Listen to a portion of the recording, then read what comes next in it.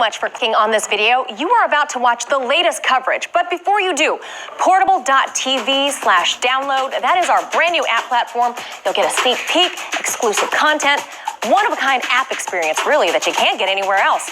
And now, on to the video you came here to see. It is a 69-year-old treaty that is being ripped up and tossed out. Today, the Philippines notified the United States that their major security pact is over. For more on this developing story, let's turn to RT's Farron Franczak. She's following the story out of D.C. way over into the Philippines. So, Farron, the question is, after almost 70 years, why now? Yeah, Manila, so the United States was given a warning roughly 3 weeks ago by Philippines President Rodrigo Duterte that if the U.S. didn't reinstate the country's national police chief's visa, he would end the Visiting Forces Agreement, known as the VFA, which allows American forces to train in the country. Now, Washington reportedly canceled the U.S. visa of Duterte's loyal ally, Senator Ronald De La Rosa, after he was linked to human rights violations when he first enforced the president's anti-drug crackdown. The U.S., other Western governments, and even human rights groups were alerted that thousands of mostly poor suspects were killed under this anti-drug crackdown launched by Duterte when he took office back in 2016. Now, Duterte said that President Trump did try to save this agreement, but he rejected the idea, adding that he's tired of the United States getting involved in Philippine affairs. Take a listen. America continues to look as a vassal state because we were under the Americans for 50 years. So, if I cannot get a credible posture from the Americans, I can get it from the Russian and the Chinese government.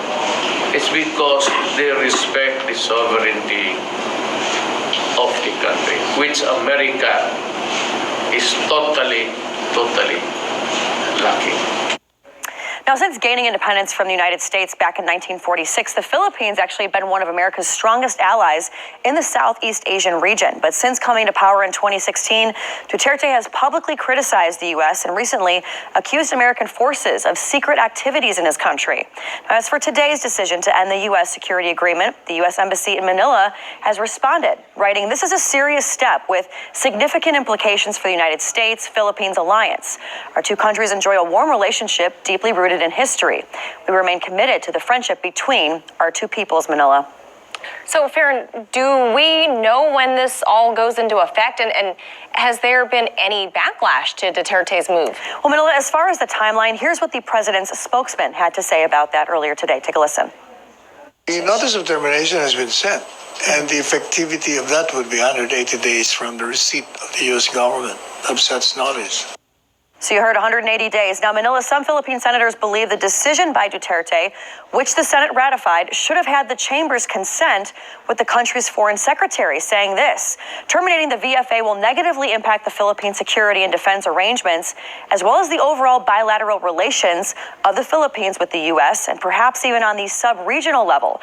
Our contribution to regional defense is anchored on our military alliance with the world's last superpower. Now, according to the DoD, American forces have provided intelligence, training, and aid that helped the Philippines to deal with human trafficking, cyber attacks, illegal drugs, and even terrorism. The U.S. military also helped Filipino forces stop a siege by an Islamic State group aligned militants back in 2017. Reporting in Washington, Farron Franczak.